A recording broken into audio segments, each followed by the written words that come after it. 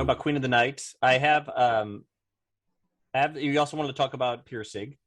Yeah. Um, Let me just say how much I can go to like 2:30, so I've got an hour and a half or so. okay, great, easy. So there's a few things. I mean, I maybe we'll just jump right into it, because the things I want to tell you about what I saw in your work and what I noticed might just be good to talk about in the.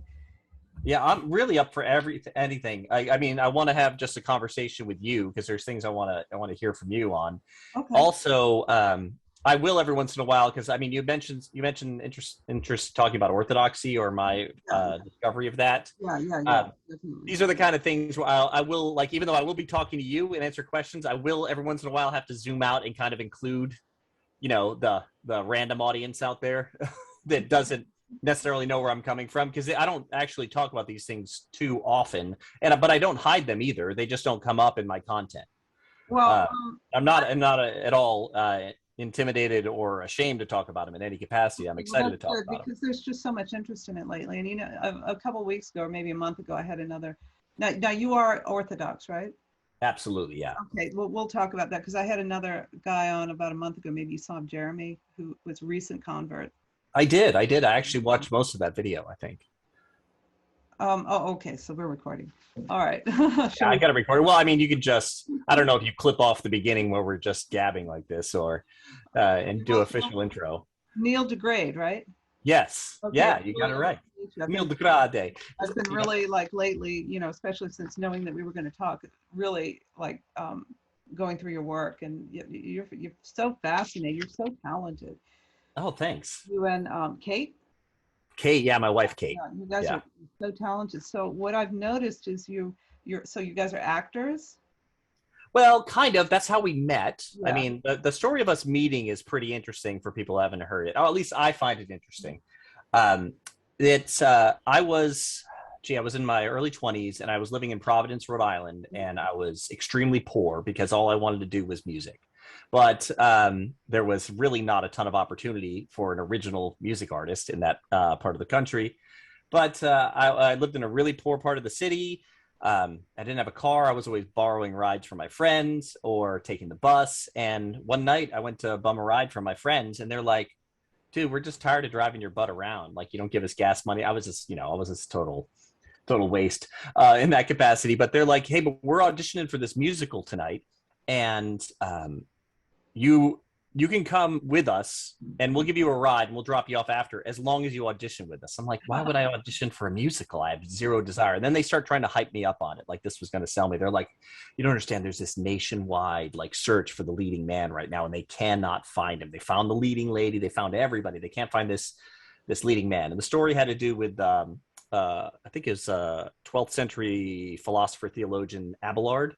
Abelard and Eloise, that story, their letters, and it was a musical written around that. It was actually pretty great.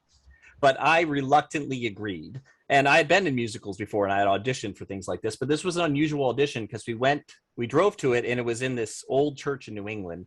And unlike a normal audition where you have like just a table with like three people judging you and maybe a camera and an accompanist, everybody auditioning was sitting in the pews. So that made for like an extra awkward situation if you cared about getting the part.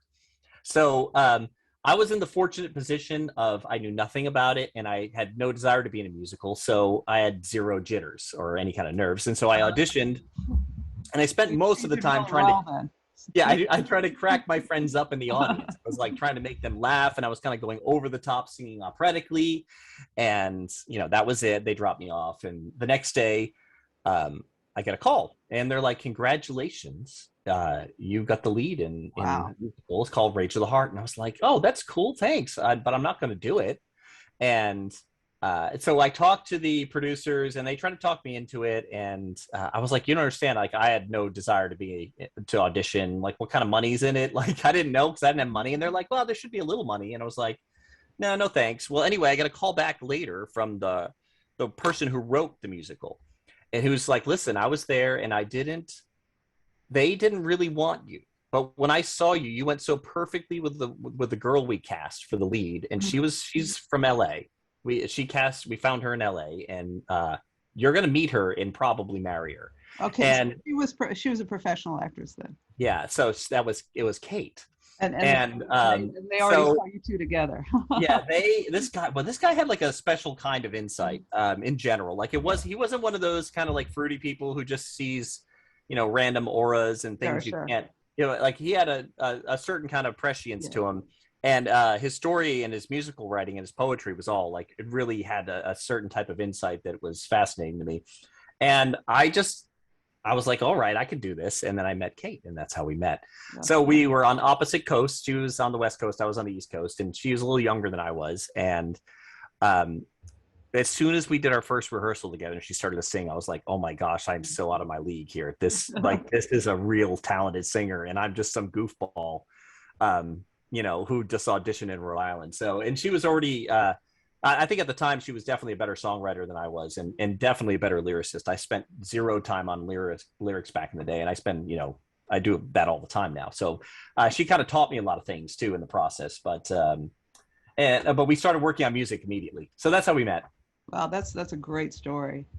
Yeah, And I like it. they already knew. They already knew these two are going to be together. Yeah, I mean, I think it makes sense for people to meet us. Like, there's no question about it. Like, I think I would be a hard type to figure out who was going to go with me. But once you meet Kate, it's like, oh yeah, okay, this makes sense. I think it's that you guys have great chemistry together. Oh yeah, we get along great. Like, yeah, I can tell. So you were a musician in terms of, well, you're the guitarist, right? In I play. I mean, there's some stuff behind me. Yeah, I play everything. Because so, the guitar solos in your music are fantastic. So thank you. Right? Yeah, that was kind of my first like identity as a musician. Yeah. Like I grew up in the 80s, and everything was like, yeah, you and me both. yeah, everything was blistering guitars back then, and I didn't know other guitar players, so I didn't know that. So when I picked up like a Van Halen record, I didn't know that wasn't something you were just supposed to play, and so I would just play it. Mm-hmm. And so in a very short period of time, I was doing that kind of stuff, and I didn't realize that it was like exceptional because I was too dumb to know it was hard. And I remember showing up at like a battle of the bands at like 13 or 14, and I was like, why are these people like, why can't they play? And I remember just kind of tearing it up at the time, and I was real proud of myself. But I'm really telling stories about how great I think I am, which is a really bad idea if you want to win new people over. But it was just an experience I had as a kid. Yeah. It was like immediately I was like, where's my competition? So I was trying to find my competition. And I just went back to focusing on like, who are the best people in the world? And these are going to be my peers. I'm going to aim for that. Yeah. And so I stopped looking around because it was too easy to win on a local level for my age. It was just at the time. So anyway, but I mean, I really didn't stick with guitar. I play it all the time, but I don't practice, or because I have too many scattered interests. My interests really are in composition and songwriting. So the instruments are just the means to the end. So I don't really consider myself an instrumentalist anymore. But you guys are really a one-stop shop. I mean, it seems like you guys do you write, you play the music, you sing, you write, right. You do the album covers. I mean, I was watching one of the Jonathan Pajot clips, and you were telling him that you actually drew one of your album covers, the one about with the oracle with the hair. I forget. Yeah. So, Kate's an artist too. So that was my first love in the arts, was drawing. So I really. I didn't like music. My family was entertainers, like for a couple of generations back on both sides. So my dad was a professional radio announcer. He had the #1 radio show where I was growing up on the morning drive. And his dad was a radio announcer. My mom's dad was a radio announcer, and he was a jazz singer. He was an incredible singer. My mom was a jazz singer. So there was like no option around music. It was kind of like the family business I was trying to avoid at first, until I fell in love with it for myself. So it was, one of those things where they were always like making me take piano lessons. They're like, you're going to thank us one day. And I did, I had to thank them one day. That was the language of your, upbringing, you could say, is music. Yeah. So I had a kind of an unfair advantage in that capacity where I didn't have to adapt. Nonetheless, I mean, you could have that advantage and not be talented, but you obviously are very talented, both of you. And then another thing you guys are doing, you're filmmakers too. Of course, I've watched all 3 episodes twice of Queen of the Night, which is fantastic. And you guys have an illustrated storybook. I do. Well, you really did your homework. Yeah, it's the book. I don't think I have a copy around here. It's called The Three Golden Mhm. Ropes. It's sort of a fairy tale parable, and yeah, I did that last year. I have this weird habit. I kind of do things. I make art because I want it to exist, and then we put it out later. So it's always starts with something we want to see or listen to or create in that capacity, and then we release it to an audience. So our band Dirtpool Robins, all of this was sort of a side project for us. We got a record deal back in 2006 and released our first record on a label in 2007. And that was a real transition period for me. You hear a lot of artists talk about that process of trying to work with a label and trying to monetize, Yeah. and there's an aspect where you're really tempted to lose your first love. In fact, it happens to musicians immediately. Like you have this experience where something draws you to music. For me, it was like I was at a concert and I was young, and I remember what the music did to me, and I was like, oh my gosh, I would love to be able to do that. I'd love to be a part of this, and look at like the way it's bringing this whole room together, and look at what this means to people. And certain bands were sort of the soundtrack to my life, and I wanted to be a part of that tradition.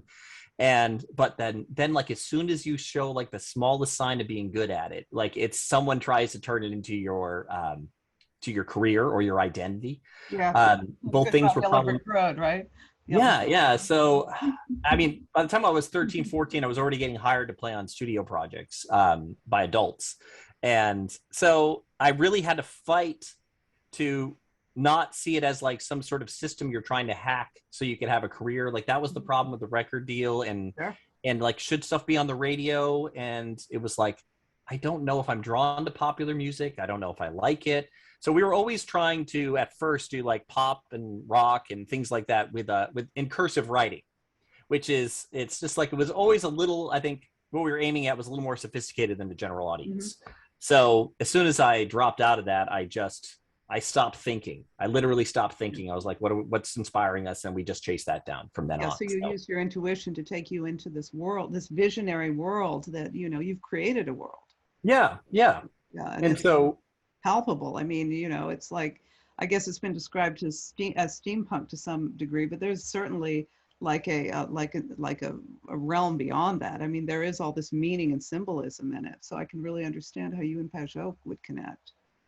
yeah, well, so he was super helpful to me because it was around 2008, 2009, and I totally changed my approach Mhm. to music. And um, I mean, this actually will overlap with some stuff Pirsig talks about when it comes to like flow state.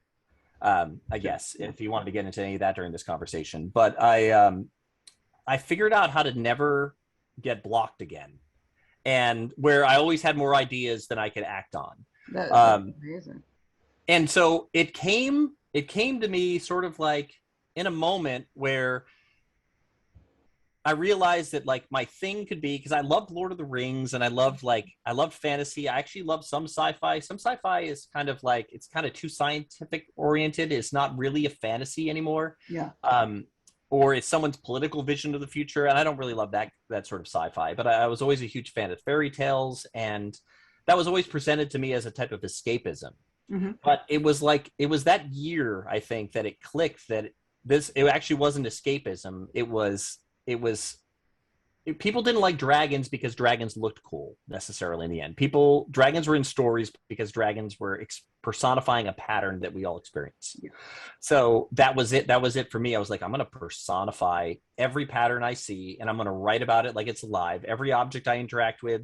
And I started to see the world that way at the same time. I really had this sort of like kid like kind of sense of awe for the world and a real sense of connectedness I noticed a lot of people didn't seem to have around me, Hmm. in this sort of materialistic mindset where everybody kind of feels fragmented and disconnected. And I started to really connect to things. And so I just started writing like what Jonathan would call symbolically. I mean, I think I used the word typology at the time. And typologically. And so everything we did from then on was something that was designed to work fractally. It was designed to describe a large pattern we can see all the way down to the inner workings of ourself and our own minds, and how those things manifest. So if the story couldn't scale up or down, I knew there was something missing. Can you Uh, give me an example of that? okay. I mean, there's a lot of ways to give examples of this, but Okay, so let me give you a real trippy one. This is a good one. This one's hard to explain, so I'm going to go for it. The cross. So the cross of Christ you see in Christianity. Mhm. It has these four axes on it, right? So there's the above part, like the head and the feet and the left and right hand. So that is a frame you can look at and describe the cosmology that we see out there, the whole cosmos, meaning that there is a heavens, there is an above part, and what appears above and what appears below, what has body, and then left and right, like these two perspectival differences, where there is like ascending and going, and there's a gathering and protecting with the right coming hand. forward and pushing away.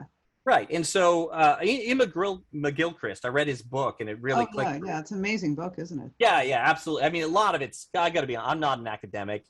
I can track. I know it's a real, you really have to plow. I agree. Yeah, no, I track with him, but I don't think my takeaway is what he means to have as a takeaway, because my takeaway is always creative.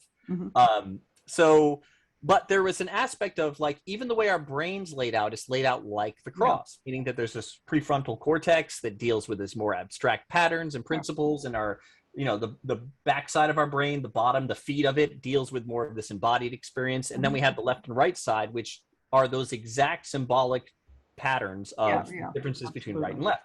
And so that scales up and down. So that's like I think that's like the prime example of like the human consciousness and mind, and the way the mind functions, and the way the mind's separated, and the way the world actually manifests that way, even into political parties, even into absolutely.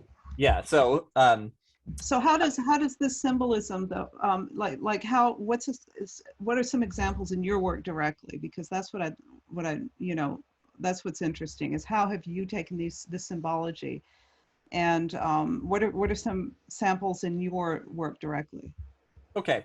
Well, I guess it needs a little preface to that, because in the sense that I was doing it, and I still kind of am doing it all by intuition, meaning that I don't apply the structure to it. I think we intuit the structure just because this is the nature of our cognition. It's the nature of our cognition. Or exactly. Our let's just say our relationship with reality ends up being the structure.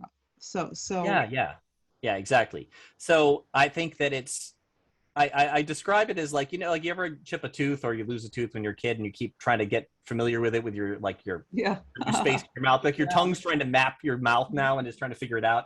So I work on art like that, where an idea comes to me in a flash and I kind of grill it. I interview it. I'll have a dialogue with the idea. Sometimes it'll just be an image, like an image from Queen of the Night, or another story we wrote called The Raven Locks.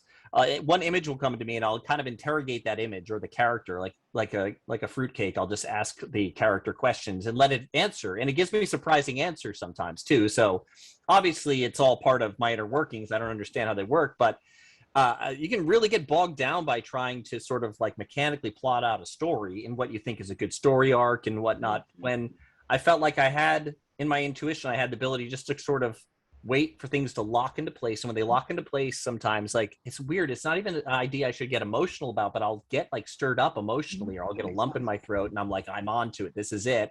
And so I do that. So I really try not to do it explicitly. So I did have a little bit of so before Jordan Peterson became popular, I read, and I did online, he had posted a syllabus on maps of meaning. Yeah.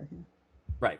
Okay, so it was maps of meaning, and I was like, okay, this is really helpful to me. It felt a little off in ways, like I couldn't figure out why it wasn't all connecting to like what I was already experiencing, but some of it really connected. And so when I started to engage these ideas more explicitly, I became like a little bit crazy for a short period of time, because it was like it's like when you interview a little kid and like you can tell a little kid to play house and you watch them be mom and dad and they're really good at it. Like they have a really strong idea of like these archetypal roles. Now, if you ask them to describe what a dad is or what a mom is, they start to get all jumbled and confused. So I went through, and I'm still kind of in that period always, but like when I try to make what I'm working on explicit, it's like, it's really hard for me to express it. But Jonathan and finding Jonathan through Jordan was actually super helpful, because he was basically describing the categories I was using. And I was like, I have names for these things now. Yeah. So that's how it works. So like on Queen of the Night, for example, I brought him in because the story kind of came to me intuitively, and I'm like, I'm going to write this screenplay. Actually, I'm going to do it in bullet points, and then I'm going to collaborate with Jonathan on this. So I brought him in. I said, like, your job is to basically look for things that are incoherent. And he was like, okay, nothing's incoherent.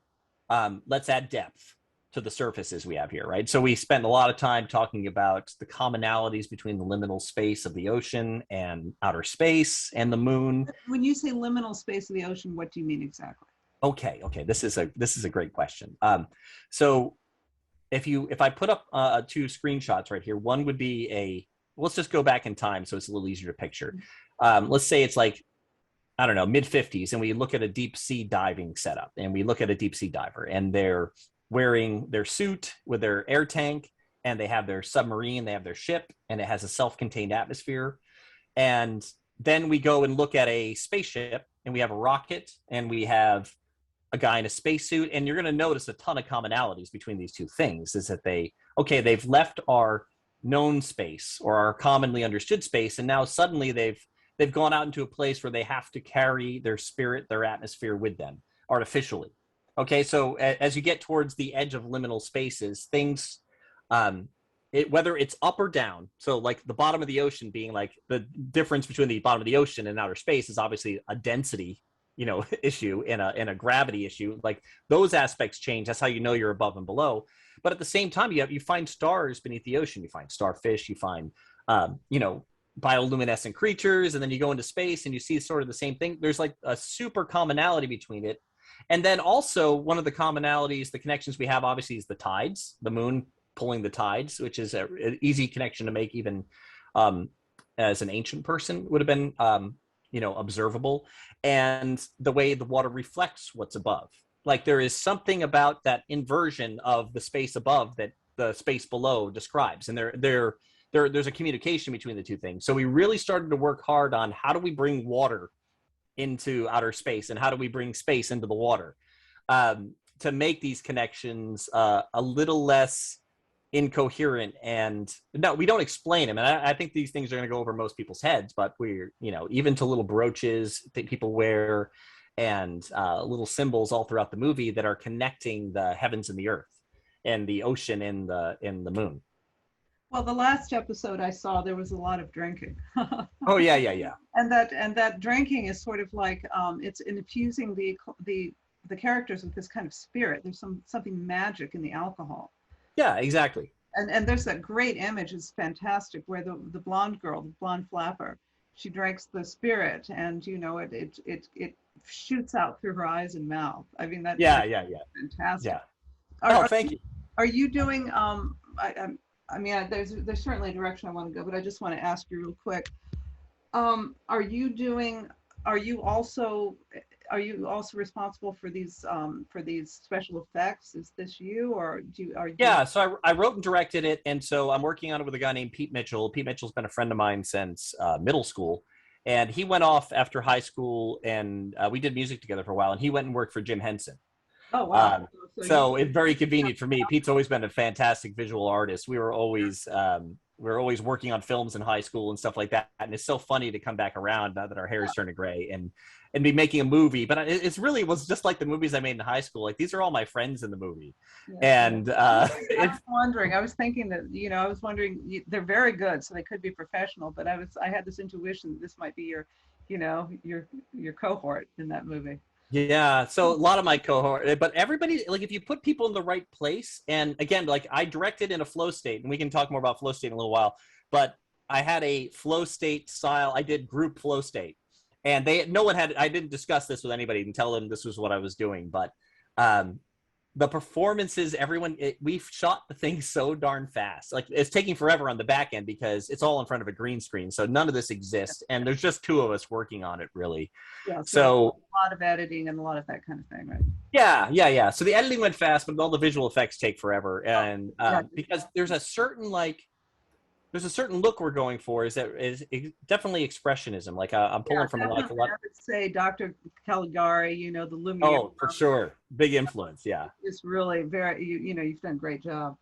I was wondering, so there's one thing I kind of want to point out. that really struck me about your approach, and why you would connect with Jonathan, why you would connect with Peterson, is like, I've referred to this little group as a corner. As a what? Sorry. Corner. Oh, okay. Yeah. It's sort of a running joke. Yeah. It's funny. but there's the message, I think, that's going on in this corner, you could say, and that I think that you've picked up on, is that you can't have this materialistic worldview anymore and have it function. Oh. Like you have this, like for so long, you've had this incomplete worldview, and like you and Jonathan were saying, once you strip, you're stripping out the meaning for a purpose. You're stripping the meaning out in order to be able to reduce, to make it not combinatorially explosive, to reduce it to something you can actually work with. But and it's been so powerful, it's what's allowed us to, live till however old, and everyone more or less be housed, and all this, progress we've got. And it's just been so powerful that we can't resist the pull of it feeling like it's the complete reality. And we're so, let's just say, deluded in believing that. So in this corner, we're kind of saying, no, this kind of understanding reality is running out. It's incomplete. The flaw in the machine has kind of been revealed, and we have to get back into a way of knowing that is, different ways of knowing, whether that's revivifying old ways of knowing or going forward with quality into new ways of knowing, because we've got this technology now that's here to stay. So how are we going to deal with it? Right. And one thing that Pirsig said, which I repeat over and over again, is we follow reason. We follow reason, and we do things that are logical, left brain logical. But the result is it's not any good for, Oh, whole human beings. So reasonable, but not any good. And that's oh yeah. And so you've been talking about, with Jonathan, you were talking about like the symbolic way of understanding, like you were just talking about your way of never getting out of, let's just say, being inspired is this re-enchantment notion that you and I talked about over Twitter, and that Jonathan has really proposed as a way of understanding reality. And it seems to me that this is how you stay inspired, is you're always looking at the world through eyes of enchantment, maybe anthropomorphizing, objects, maybe seeing their personalities. Is it something like that? Oh, 100%. And I think it's, so I didn't know for a long time that was a valid way to look at the world. I just thought it was a way that worked for me creatively. Which means pragmatically it is valid, right? It works. Right. Yeah. Well, it's, the vocabulary of the world is so confusing, because like what makes something real? Like what makes something real is, there are things in life we can point to, and then there are things in life we can't point to that are real, that you have to attend to. And the materialism, the big mistake was like that only things are real that we can point to. Yeah, that you can. Like, oh my God, that's heartbreaking when if people actually start to believe that. Like it's okay. So let me give you an example of that. How these things started to come to my attention. So like you're sitting there, I'm talking with my wife, right, and we're very close, and because we're feeling very close, we're speaking quietly, we're using affectionate words. There's this kind of real, like you can hear the intimacy in the voice. But then, like, let's say something comes up that's an important thing we need to talk about, and we have a difference of opinion, and we're not seeing eye to eye on it. Well, what happens? The voices get louder, and we start to gesture bigger, like they're farther away. Yeah. And so what happens in that situation is, like, in metaphysical sense, we actually have moved far away from each other, right? And so you could say that's a figment of your imagination. That's not a real distance. Look, you're just sitting right next to each other. But if you don't attend to that distance, good luck. Like, if you don't attend to these type of things in life, so are they real? Of course they're real. Like, and so when it comes to these symbolic patterns, so I don't really think of it as symbolism. I think of it as, like, I don't know, it's like music. It's like a symphony. It's like there's the right song to have in your head when you look at the world. And there's a song, you can look at the world and you can have a woe is me song. and you can gather all the details about how bad things are going for you and how overlooked you are, and it will work to the song you're playing in your head. Your song will go out and gather those details. Or you can have a song that actually brings things together, has the right definition, like it humanizes things and gives you permission to personify the things you interact with, because you're going to do it anyway. You're just going to be ignorant to it. Like Jonathan and I were talking about stubbing your toe, and the way you instantly think that object has agent. Right. Yeah. It's like, what are you going to do now about it? You're going to kick the rock and make it worse. So you have to come to terms with the fact that you are actually personifying everything, and it's not. And your intuition or your instinct, your first instinct, isn't always the most helpful. Sometimes the proper response is counterintuitive. But I think one of the best ways to describe this, like frame, like and why I see it as a musical frame is. I remember I saw this, I think it was on PBS, and there was this real slow motion close up video of like a bumblebee landing on a flower.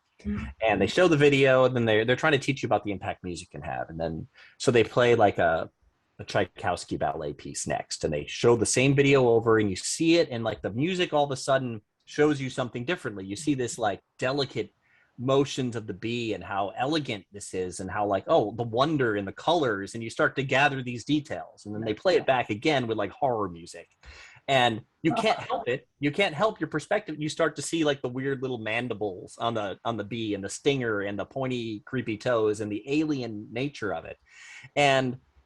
But that's what a frame is right there, right? So music kind of exposes this frame.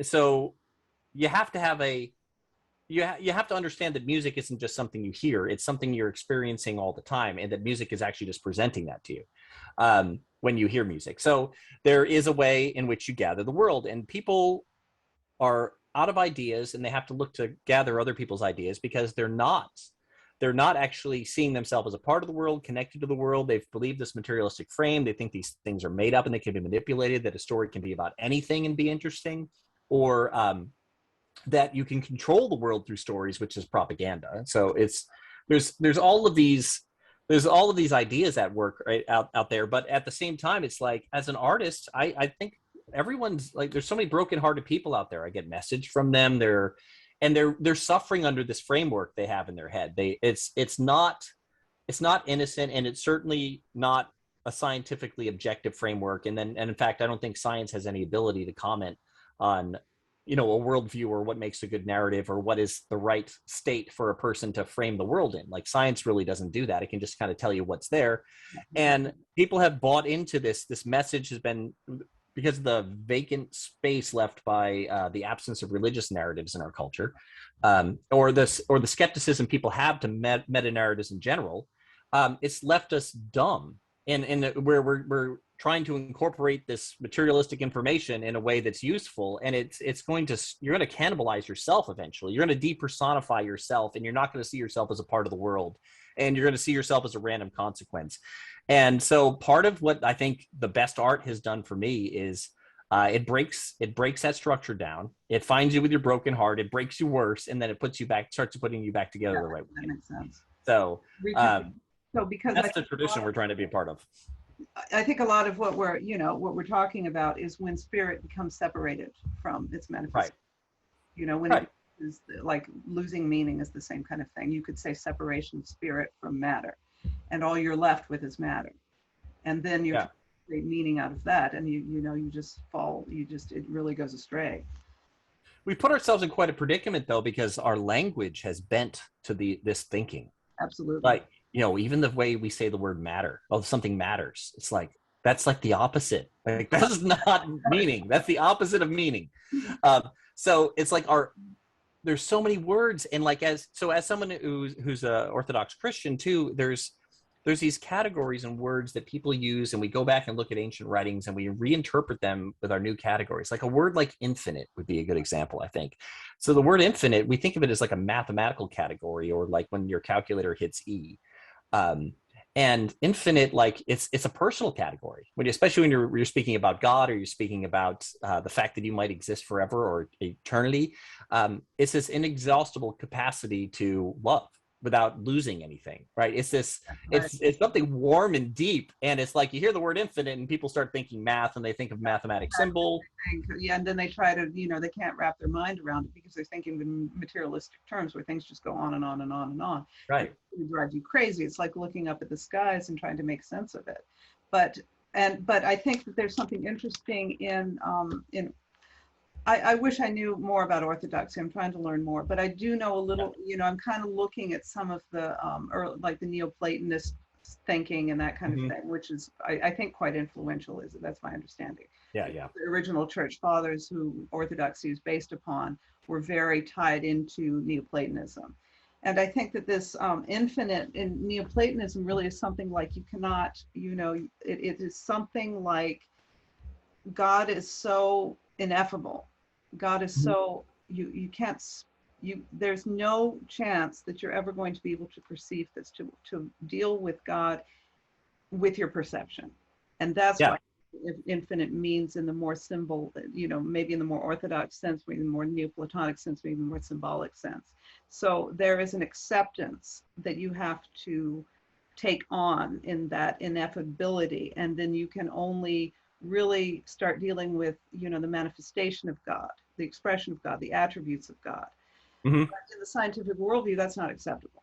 That means it's like, driving it all the way to the end until you find out that particle that infinity is made out of. And I think differences. And I think that this acceptance of this, this thing that is so great, that is so beyond perception, that is so the origin of everything, and that's the best we can do, is see it as an origin of something, because us being limited creatures, us being temporal creatures, we have to see things in terms of time to even begin to understand it. And the church fathers would say, no, yes, this is how you're going to understand it, but just understand that it's beyond any understanding. Oh my gosh, yeah. I mean, so you have to see also, so there's this wonderful thing where you're like, hey, God's beyond understanding, let me describe him to you.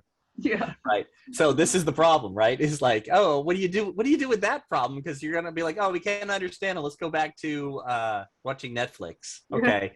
No, there's more to that. And then two, there's also even for some spiritual people, there's a resistance to go beyond, like, sort of a dismissal of like, well, all I need to know is that God loves me, and that's what I need. And it's like, well, Christ came and he said a lot of things, and I find those things absolutely staggering, and just like a limitless amount of wisdom can be pulled from these things. And it's like, well, okay, maybe we should pay attention to some of the things that were said. But so you have to deal with the fact that, like, again, to getting personal, it's like, I will, when my children are 3 years old, I speak differently with them. I limit my vocabulary. I condescend to their level so I can be understood. And actually, I tend to just push things just a little bit farther than they can understand, so they start to learn new things. Like, you try to balance that where you, like, they at least get the gist of it, and they can try to start pulling themselves up forward into a deeper thinking world. But so now I have a 17-year-old daughter, and we talk completely differently than I did when she was 3. So you have to see also everything you read. And this is where some people get really ridiculous with the Bible, is you have to understand what you read, that everything is a condescension of something you can't understand onto a level you can understand. So it's going to be, there are ways in which it will be ridiculous if you try to apply it literally. For example, a good example of a condescension, and Ephraim the Syrian talks about this idea. Is that that whole spiel I just gave you was based on reading Ephraim the Syrian. Oh, great. What are you reading? The Hymns of Paradise. Oh my gosh, yeah. Oh my, that's such a good book. So I didn't even know there was like theological poetry out there like that would just that was so enrapturing and arresting for my attention. But anyway, so there's this thing he says where he talks about, like, well, if you see God defines himself as a jealous God in the Old Testament. And it's like, okay, the bad way to take that would be like, oh, he's like me. What am I like when I feel jealousy, right? And you might think about that, and you'll be like, okay, so to describe an aspect of God or how you should act towards God, he needs to lower an idea down you understand. You understand what would happen if you have a all-powerful jealous person and you're not giving them your attention, you're not paying any mind to them, you're not offering anything to them. It's like, oh, that would be a problem. That would be a problem. So it's helpful Now this is different than like Brett Weinstein's whole distinction he makes about like useful lies and metaphors and stuff like that. I don't think that's what I'm talking about here at all. But like, in other words, if you act like the lie is true, you'd be better off. Like some people make that argument, but in this sense, you have to understand that God's telling you in that description of himself, he's telling you how to act towards him, right? And if for your own benefit, as a kindness to you, like for you to get the most out of life, it would be wise for you to find reasons to put your attention on God. Yes. So if you see the condescension as not a condescension, as God's describing the totality of his being towards you, it's like, okay, now you've got a massive problem. So but if you understand that, like, okay, we're in a different level here. And so one of the ways I personify this idea too is I talk about life being like another womb. Yeah.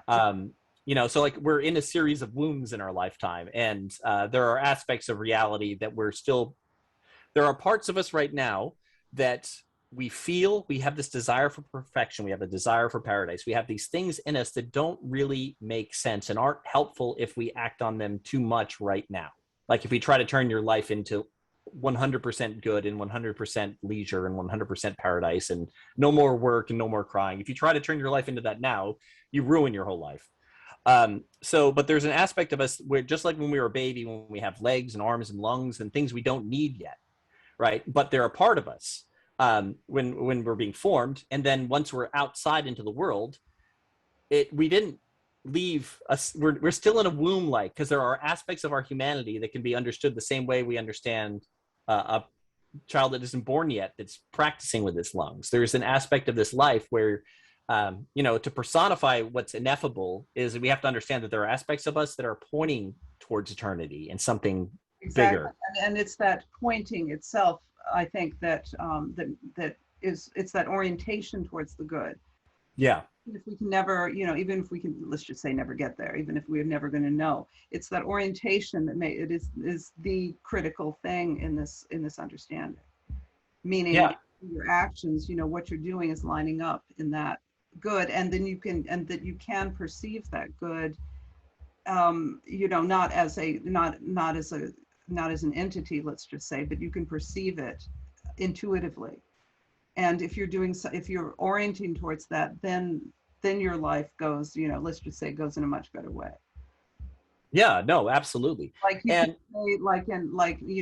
everyone's favorite is Matthew 7, consider the lilies of the field. And that's sort of saying, if you orient yourself, if you have faith that this highest good is in fact, then you're not going to have to worry, because, whatever you do, whether it's pain or pleasure, depending on what life hands to you, if you're oriented in that direction, it's going to go in, not in the way you will want it to, but in the best possible way. No, right. Yeah. Which is very similar to Pirsig's quality, you could say. Yeah, no, absolutely. Well, obviously the stuff I read in Orthodoxy is it becomes more useful to me when it comes to being a description of quality, because there is an interpretive structure in which to see quality through, and it is the cross I described earlier.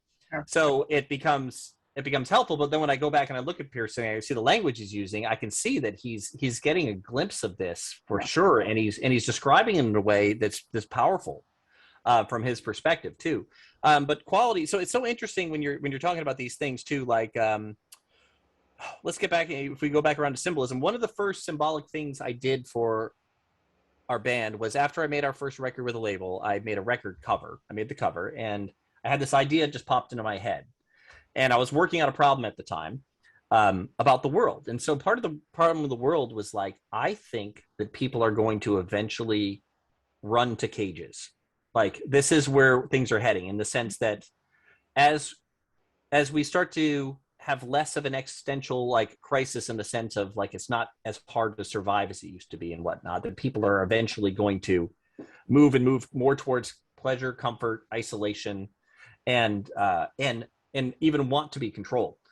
So I made this cover, and the image kind of came to me as I was working out this problem, unrelated, like, as an answer. It just thought it looked cool. And there was a man in a well-fitted, like, 1910 suit.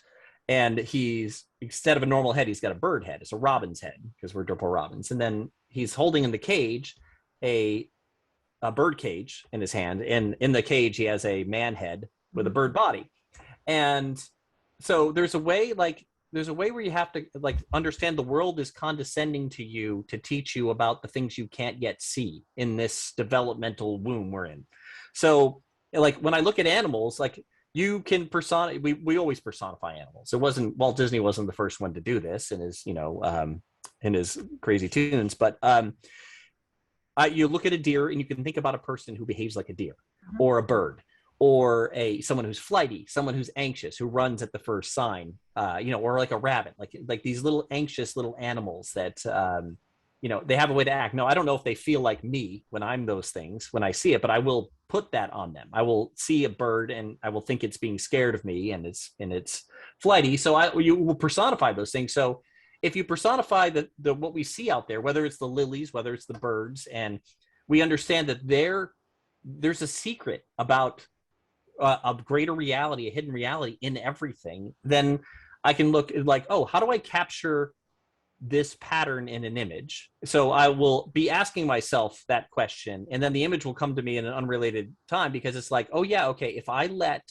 the part of me that's like a bird that wants to fly at first sight of danger for refuge, right?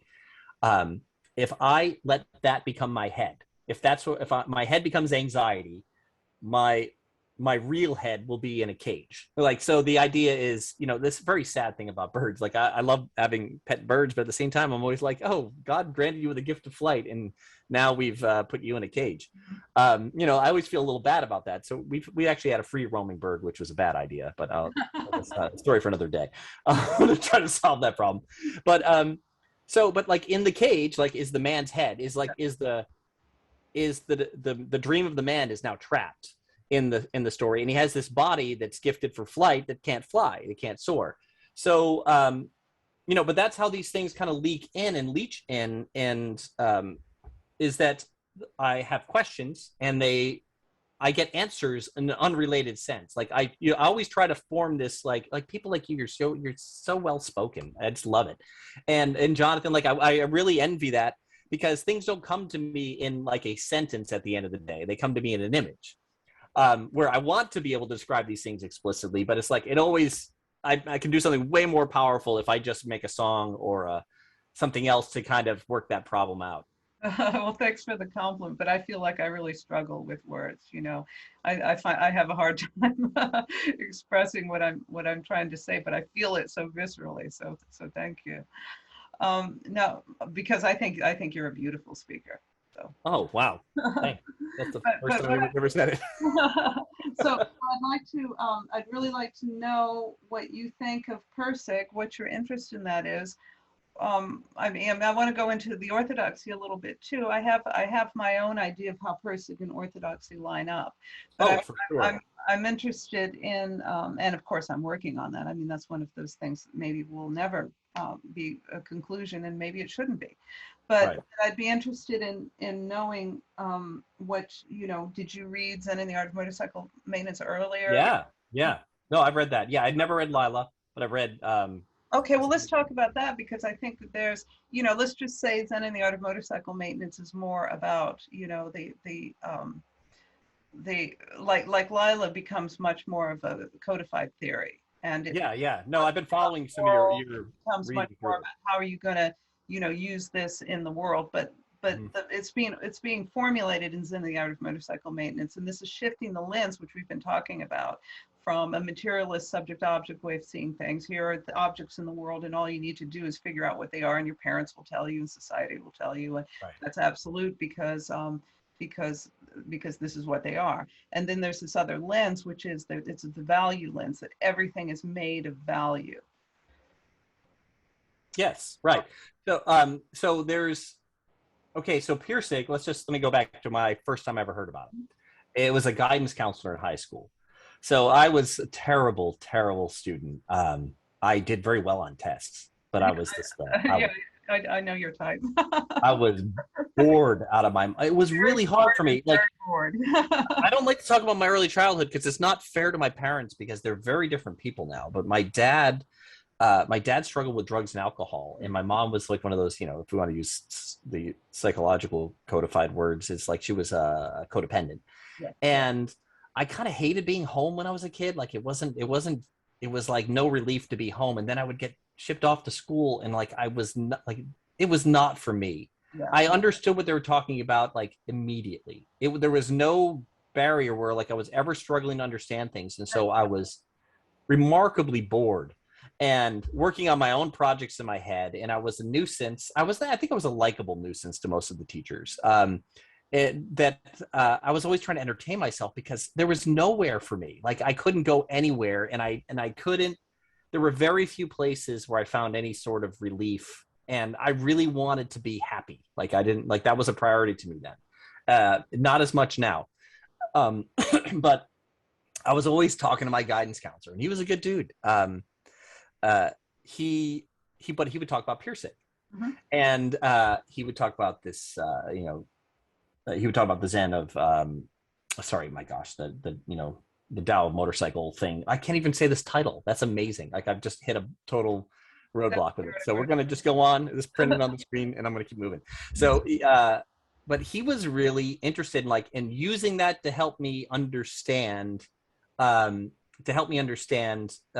of the process, because he was like immediately was like, this is not going to be for you. Like he was just trying to figure out how to get me to pass, and to show up at school enough to pass. And he wanted to talk to me about creativity and all these other endeavors, because I was involved in everything in high school, like creatively. I did every creative class you could take. I took it, and he let me do that. He actually like let me position myself in a point where like I didn't have enough credits to graduate.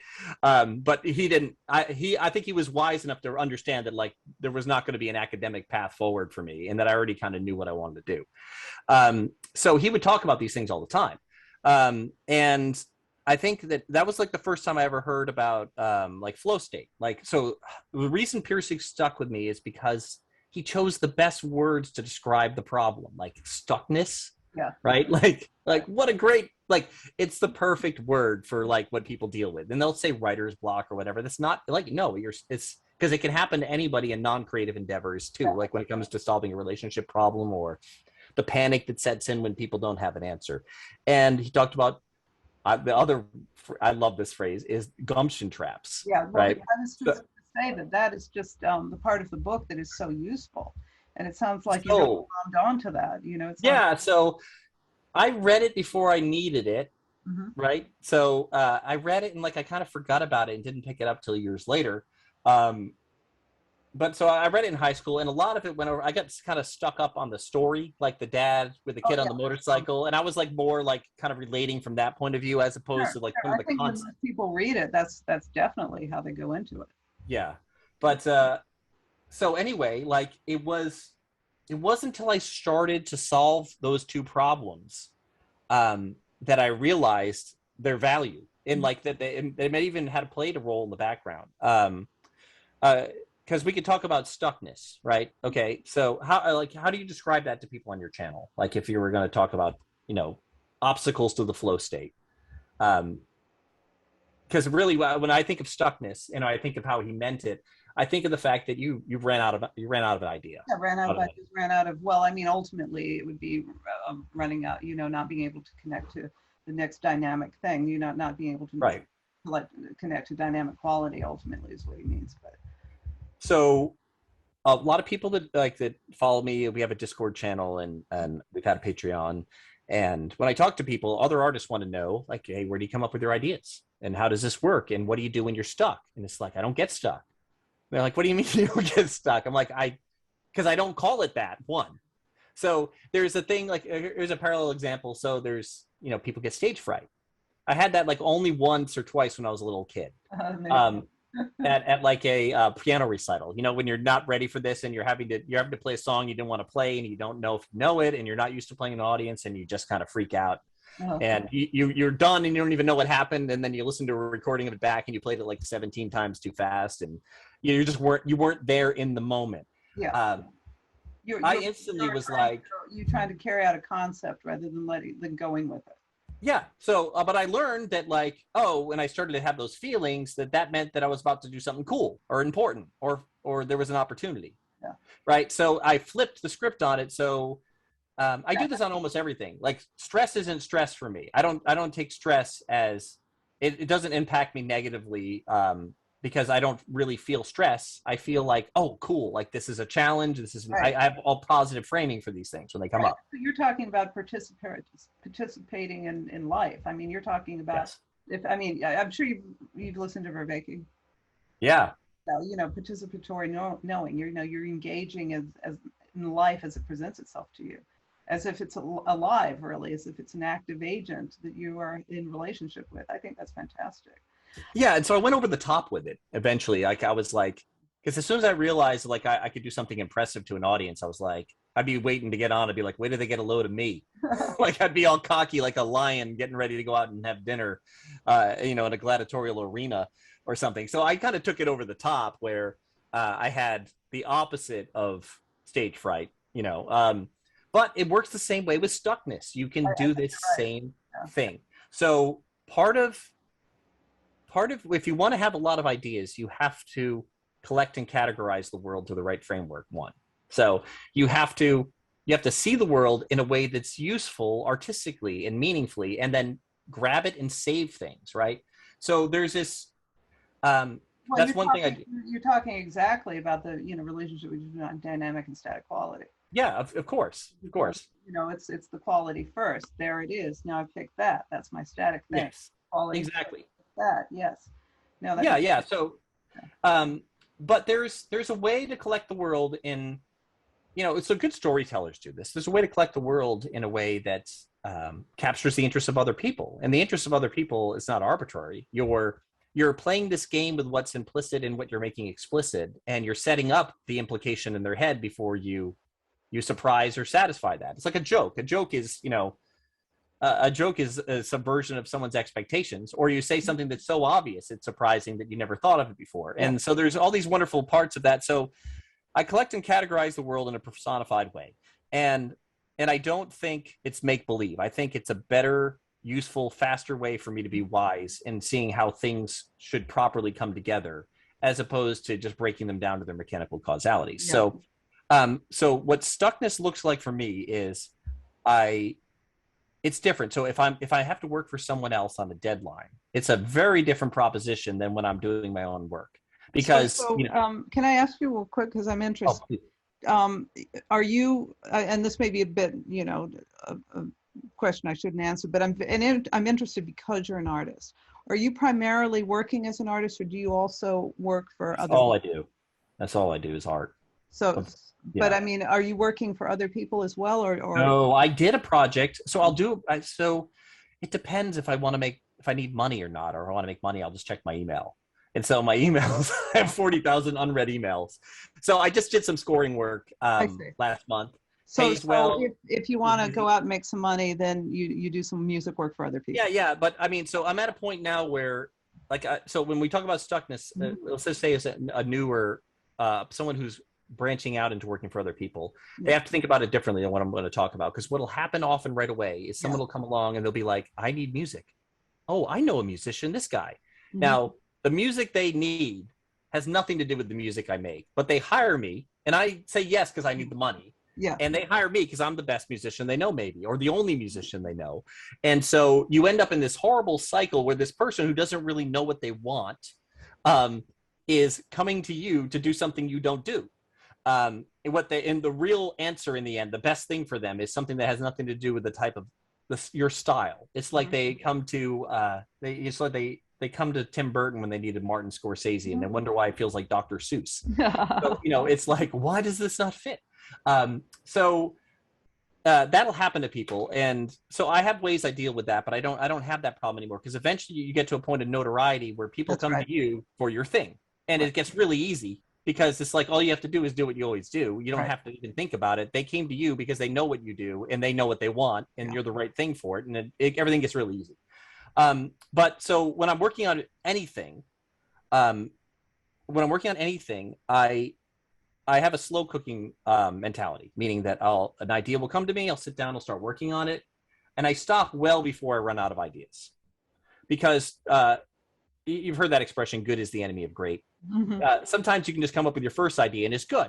and it might really impress the people around you, but you got to know yourself, and you got to know that this isn't like my fingerprint's not on this yet. This isn't pushing far enough. This isn't going to break hearts. This isn't going to melt people. This isn't enough. There's not enough in this yet. Although it's good and it's solid, and it would be hard to critique why it's bad.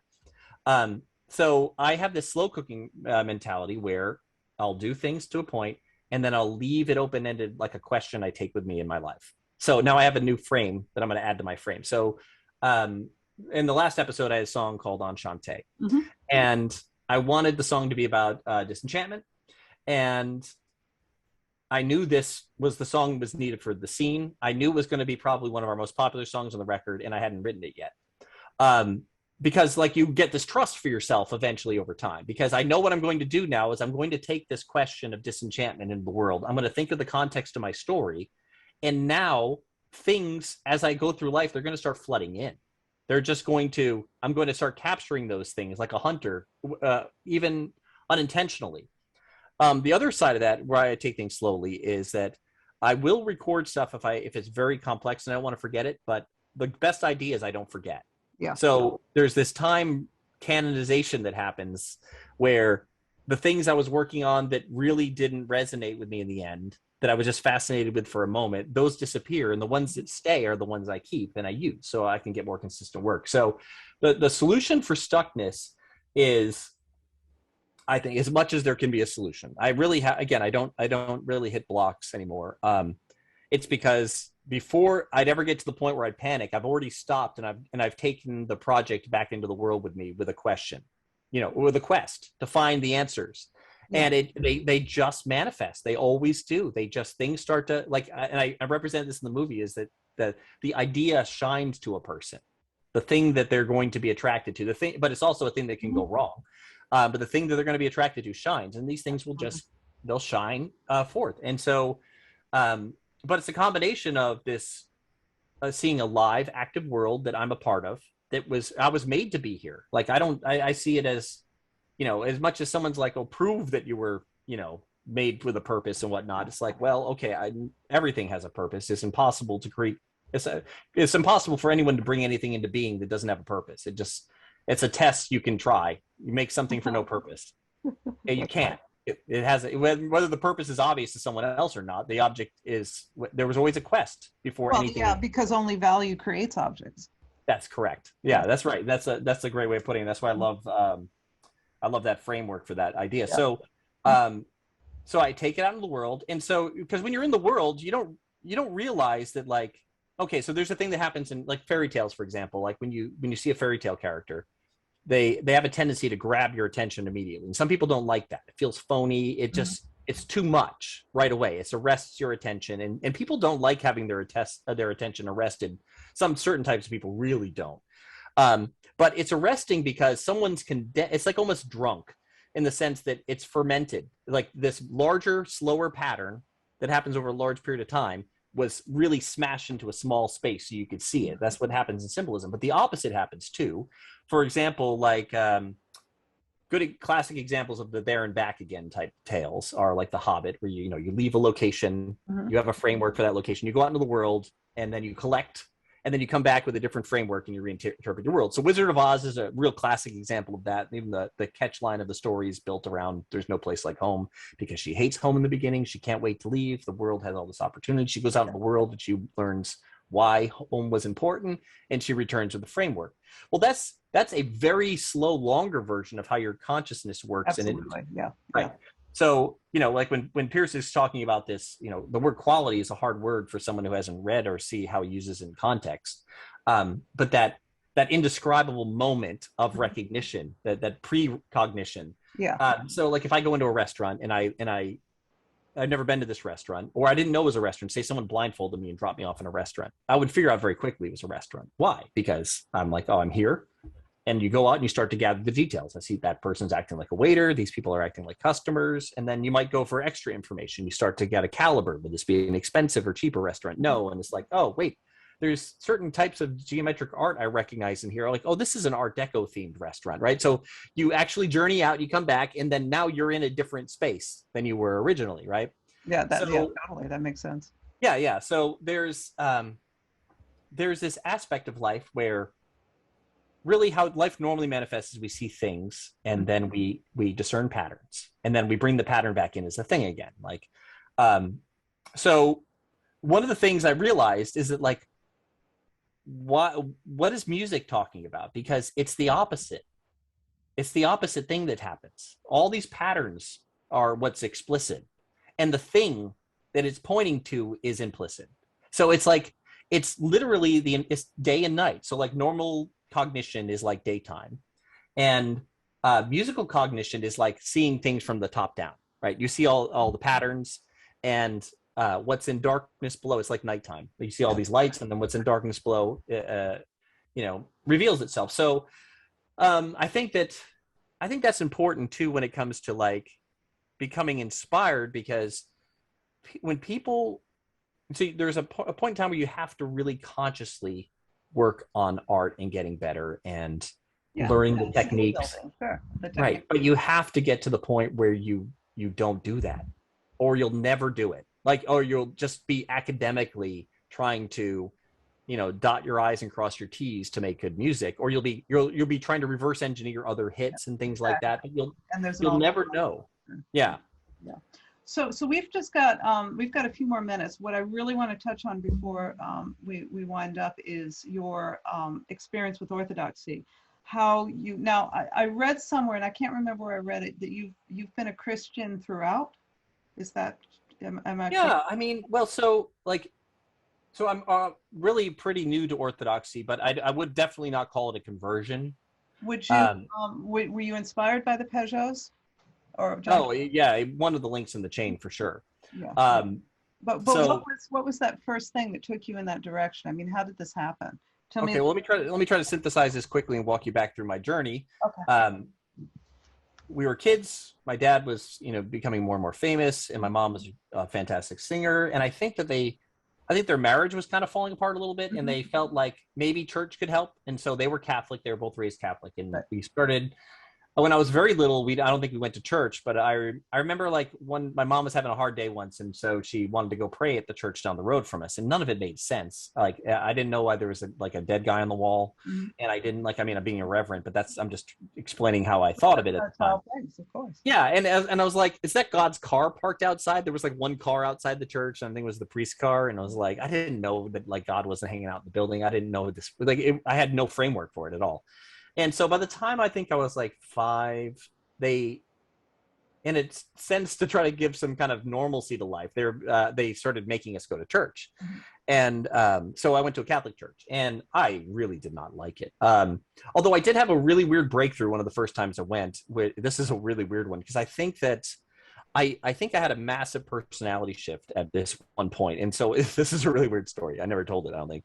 So I looked over at this guy next to me, and like when you're a kid, like people look weird, especially their heads are giant compared to your time. And this guy had this awful thing in his ear. I don't know what it was. I don't know if it was like stuck there or grew there, but I couldn't stop looking at it. And I was so grossed out by this guy's ear that I couldn't even swallow my own spit. Like I thought I was going to throw up. And I remember looking at it for a while, and I had this flip, the same flip I had with like performance and stuckness and stuff, where I was like, nope, this isn't going to be a problem. I'm going to swallow my spit. And then I ignored it, and I looked back, and I literally became different than everyone else in my family, where I didn't seem to have the same level of disgust reflex anymore. So I had a ton of curiosity. It's a problem, but I had a ton of curiosity for new things, like almost too much. Like, so I remember before that moment, my mom would tell me that I would look at, I would come home, or I'd come into the house, and she'd move the furniture, and I'd start to cry because I couldn't stand anything being different. Like I was so hyper. Like so at this moment you had a shift, and you became this curious kid all of a sudden. So that happened in Catholic church. Experience, you could say. Well, it's like the perfect environment for that kind of shift to happen. Yeah. It's weird because like what the architecture is trying to speak to, and what everything is trying to do, it's like exactly what church is supposed to do. But like I never connected that. And so it gave me more of a healthy curiosity for new things. But I didn't like anything except for I remember because I went to Catholic school, and my parents they get to the point where they didn't like it, and they would just like drop us off at church, my brother and I, and we would go like sneak out to the donut shop down the road and grab like a bulletin and bring it back, tell them we went. I went to Catholic school. Like the priests were weird. Like they were like, honestly, it was like in a state that was having a lot of trouble with like a lot of the scandalous side of Catholicism. And then even the Catholic high school I went to, the bishop who ran it was like busted and sent to jail. And it was just like everywhere, everybody was creepy. Yeah. And I loved the Stations of the Cross. We did the Stations of the Cross. That was like the only, like we did this like collective, like kind of almost like pageantry of it. And the fact that we would play the role of this audience that was accusing Jesus and yelling, crucify him, that had a lot of impact on me artistically as a kid. But that was pretty much it. It didn't feel like a real thing to me. But then as a teenager, I would have these weird thoughts. Like I remember walking home from school, and this is a dumb thing because I'm not in a Christian band or anything like that, but I had this idea, like as I was working on music, I'm like, wouldn't it be cool to do like a religious, like Christian band? And I was like, wait, why would I have that thought? That's the dumbest thought. Like, I'm playing guitar to get chicks. What's going on here? So no, but I had all these weird thoughts. And then every time I would try to sit down to write a song, and I didn't write songs for a long time, I would start writing these Christian songs. It was the weirdest. I couldn't stop myself from doing it. It was like something had some kind of impact on me at an early age that I can't let go of.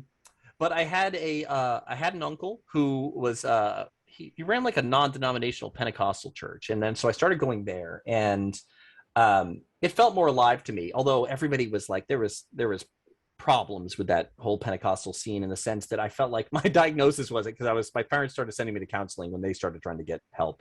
And I remember telling my counselor, she's like, what's it like? I said, I think it's like the most emotionally unstable people are being rewarded because they're willing to do the crazy thing that the pastor wants them to do. And they're instantly like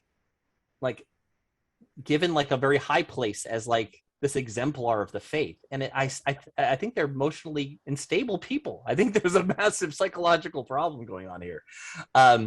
So that didn't take that well for a while, but I actually started to read, and especially the Gospels and especially the book of Genesis.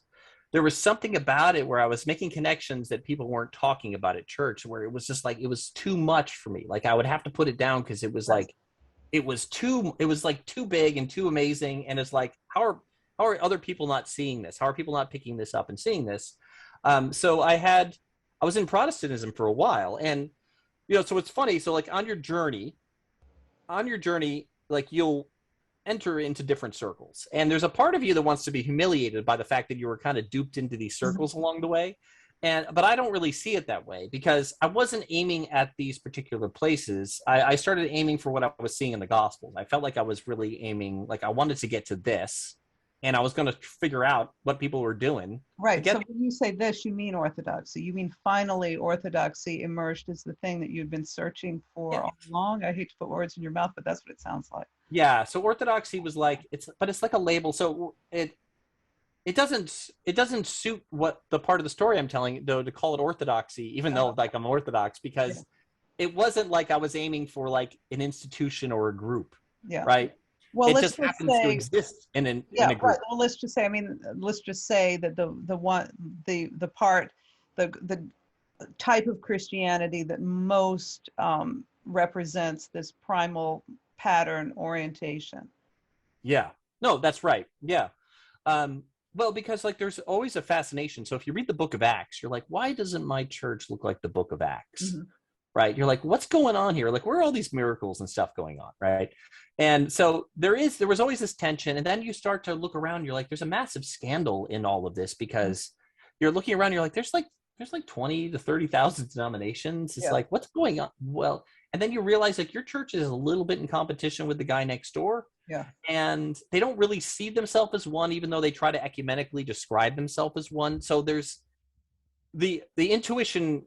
I think that most people have this intuition at some point, and some people just give up on it because they're happy enough with their social circles or whatever situation they're in. But I feel like almost everybody I've ever talked to has had this intuition. It's like, what do you do about this problem? And like, shouldn't we go backwards? Maybe. Shouldn't we go back and try to figure out where this thing went off the rails? Yeah. And so I eventually, after trying to learn literally every little corner of Christianity, and my last stop was in Calvinism. which was one of the more, I mean, I love my Calvinist friends. I love my friend and all these people like along the way. Like I have some great Catholic friends that teach me things and Protestant friends that You should teach me talk to things. Paul Vanderklay. Yeah, Paul Vanderklay, yeah, is a perfect guy for it. He's really one of my favorite Calvinists out there. Yeah, he's fantastic. So he's just a special guy. So, well, the Calvinism was really where I hit the breaking point because I was breaking free from materialism in one way, and I felt like it was actually super materialistic, like in the sense that I was starting to have these different definitions of like time and space. So time would be one of these things where I was like, the Bible isn't talking about time in this kind of sequential, linear fashion we talk about it now. And I think that Calvin was he was having a vocabulary problem because what's described in the end of Calvinism is something that I could never embody. It was like it was too counterintuitive to my phenomenological experience in the sense that it's like, yeah, there's something very deterministic about it. And life doesn't feel deterministic. And it feels like your decisions matter. And my phenomenological experience didn't match the description of the world. And it also created in an attempt to resolve certain contradictions, it made some ludicrous ones, in my opinion. Like, and a lot of people don't even act on these things. And a lot of Calvinists don't act like their own worldview. They're actually a lot kinder and more generous than the worldview would like on paper looks. But that was the breaking point for me. And also it was around 2016, 2017. I had already been looking into Orthodoxy at this point. I started to become fascinated. What was the trigger? Well, Kate and I liked icons, and we liked Christian art, like older Christian art. And like, I didn't even know it was different. I just thought it was like a different version of Catholicism when I was young. I didn't understand it was an actual, like, I just thought like Greek people went to a Catholic church that spoke Greek. I didn't know it was different. And well, so I just start reading things. I start seeing this, like, I start to see that Christianity isn't like this straight up monotheism that we made it to be. Like, there is a spirited world, and but just not all the spirits are most high, and some of them are really up to no good. So they didn't have this kind of flat worldview. They weren't looking at things horizontally like the Bible. So here's an example. So last Sunday was the story of the paralytic who gets lowered through the roof. So you're going Sundays to the church. Yeah, I go a lot. We're very, very Orthodox. So, there's this story of the paralytic, and he gets lowered through the roof. And I remember the last time I heard this story, where he was lowered through the roof and Jesus healed him. It was at a Protestant church, and they did this real horizontal reading of the story. Like, what was it like to be there? What would have a house looked like at that time? What were his friends' motivation that were taking this person to Jesus when they found this house was too crowded? Like, what kind of conversation did they have? The speaker was working really hard to put us in this moment, like in this heart, like almost like this dramatization, like you get in a gospel story. And I don't like these. I don't like those movies. I don't like the, I think they're always going to be more wrong than they are right. Like it's just this flat kind of pious retelling of, and trying to guess what Jesus was thinking or what he would have looked like when he said something. There's just so many problems in that. But I'm not going to get into that. But anyway, so on Sunday, we, like in an Orthodox church, you look at the icon, you look at the pattern of the story, and you see something totally different in the story. You see this vertical read of the story where it's like, Jesus is in this crowded, like, microcosm for the world, this house, and a hole opens up in the roof.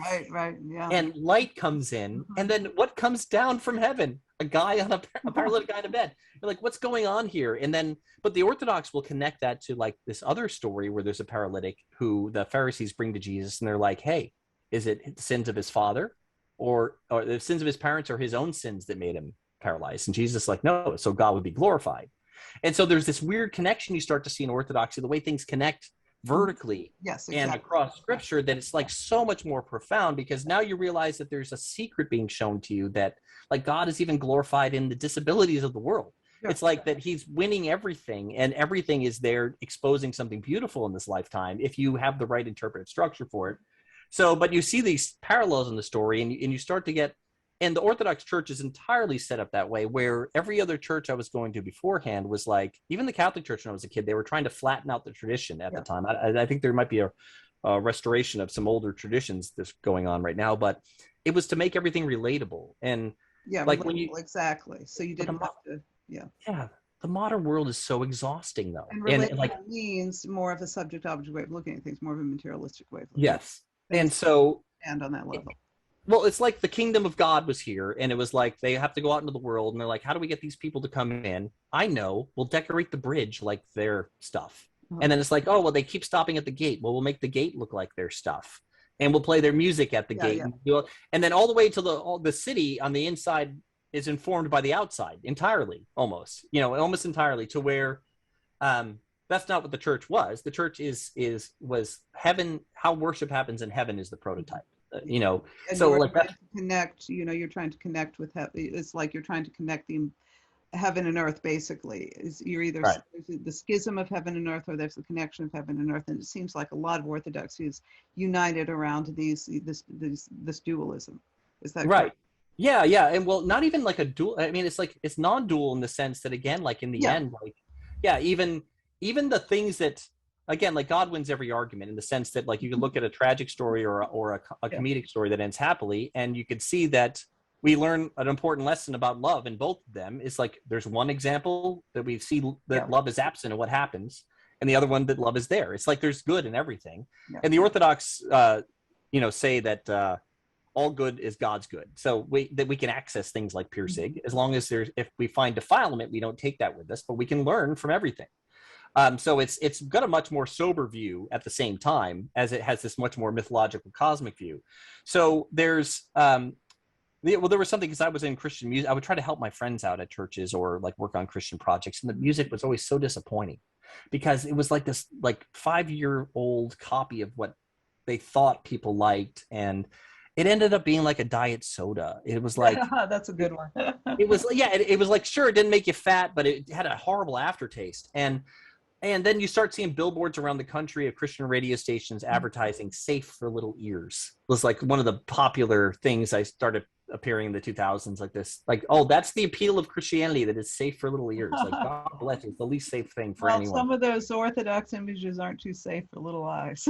No, I mean, John the Baptist icon, he's carrying his own head. Yeah. I mean, it's so, but that's the thing. So if you're into heavy metal and you go to an Orthodox church, you're going to see heavy metal in it. You're going to be like, oh my gosh. I think that makes sense. Yeah. And or if you're, yeah. But if you're into fairy tales, rock too, to some extent. yeah. But I mean, fairy tales, you like J.R. Tolkien. Like, my kids were like, where are we today? I'm like, you're at Hogwarts for Christians. Enjoy it. And, so, but there is an aspect of this, like all of these things that culture is starting to fall into in love, like that there's a way better version of that within Orthodoxy. Yeah. And so as far as someone who's into symbolism too, my gosh, like it's a super saturated solution of symbolism. Mm-hmm. Like there's no missed opportunities to layer meaning in everything, where they're standing, with the way the church is facing, the iconography, like all the things that capture your imagination and funnel it back into where you're supposed to focus. And even the way they make the sign of the cross, where they do 3 fingers to represent the Trinity, and then 2 fingers for the dual natures of Christ. Right. And so it's a super saturated solution, like to use a materialistic term. It's they packed as much meaning. And I'll go to some of these midweek services, and you're looking at, and I wish more people got it, even in the Orthodox Church, you're looking at what was written and what you're saying, and you're like, oh my gosh, like this is beyond genius. Like the connections I'm making here. Beyond genius. Yeah, that's really interesting. Beyond intellect. It's beyond intellect. That's the only way to put it.